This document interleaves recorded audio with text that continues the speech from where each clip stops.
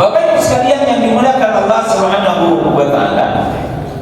Jadi ayat ini diturunkan oleh Allah karena ada pertanyaan, ada peristiwa, lalu ada sahabat bertanya kepada Nabi untuk mencari kepastian hukum.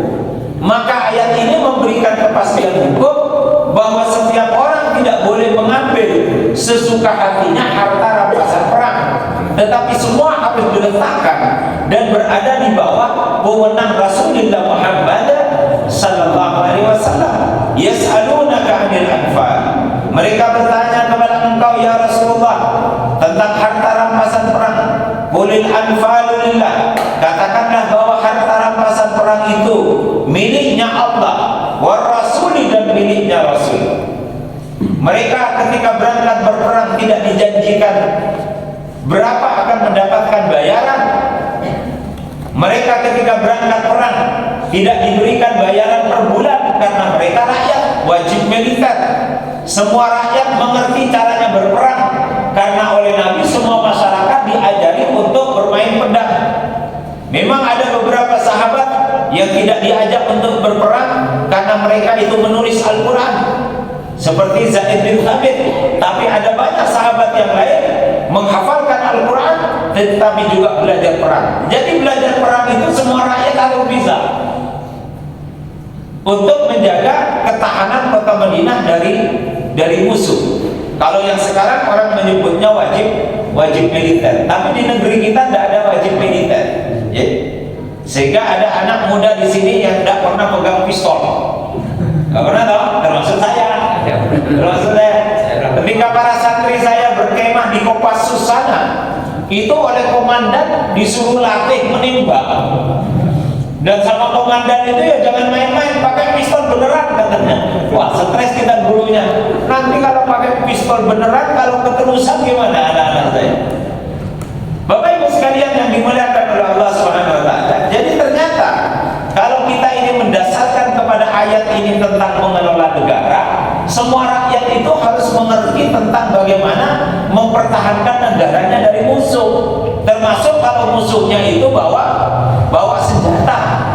Nah kalau kamus dulu pakai bambu runcing, kelihatannya sekarang nggak pas deh.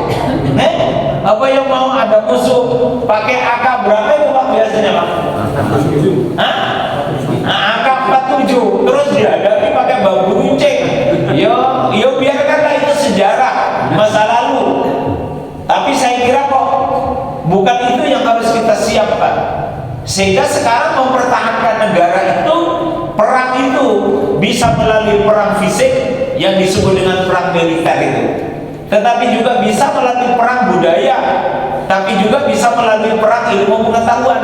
Tetapi mempertahankan negara itu hukumnya wajib. Sehingga para sahabat semuanya belajar perang. Karena zaman itu mempertahankan negara itu yuk angkat senjata.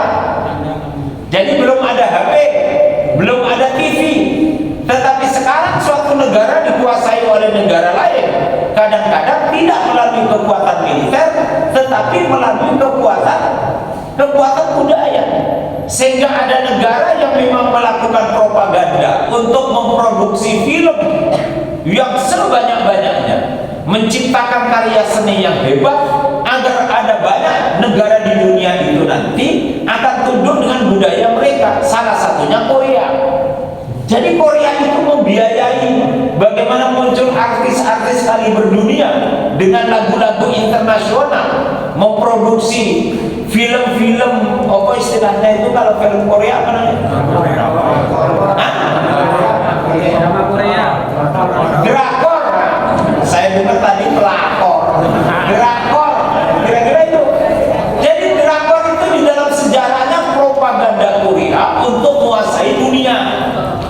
Karena dia pakai senjata tidak bisa kalah dengan yang lain, maka mereka memilih jalur budaya, memproduksi film, memproduksi artis. Loh, berapa banyak sekarang penduduk kita itu kalau tidak nonton drakor tadi, itu rasanya tidak bisa tidur. Bapak-bapak ada tidak istrinya sebelum tidur nonton film Korea?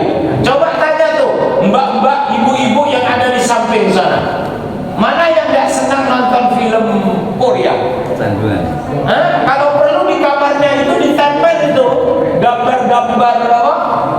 Apa? Artis Korea itu. Siapa saja Ustaz Al-Besari? Siapa? Oh, Negapur.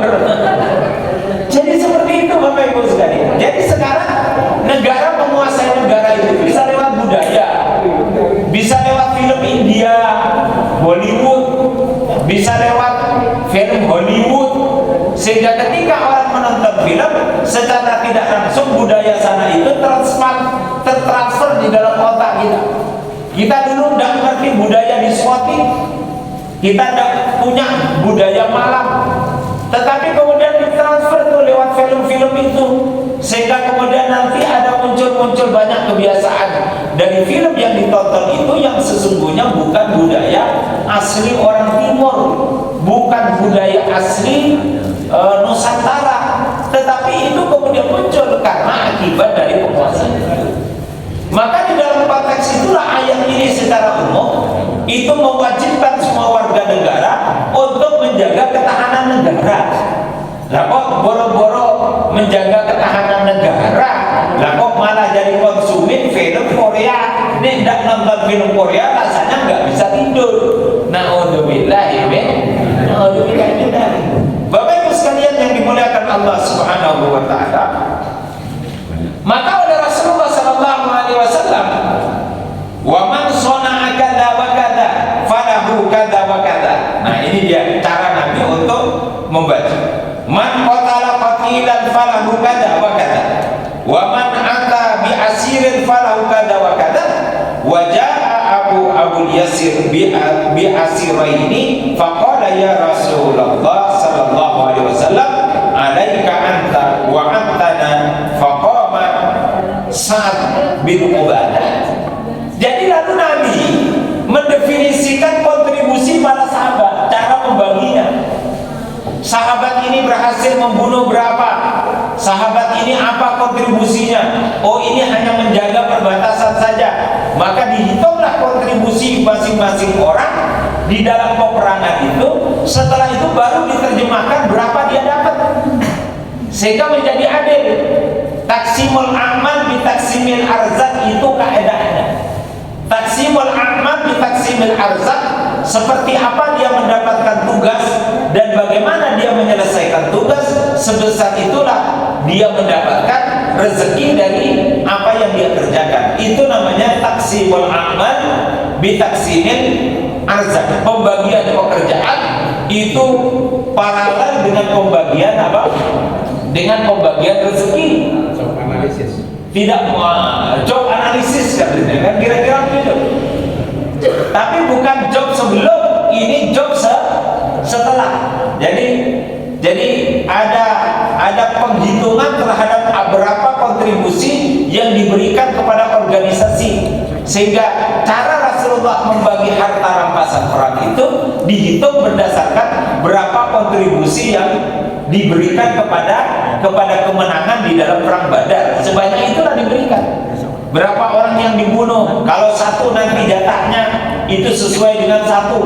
Kalau dia berhasil membunuh 5, nanti sesuai dengan 5. Itu diverifikasi oleh Rasulullah Muhammad sallallahu alaihi wasallam, sehingga jadi adil, jadi profesional.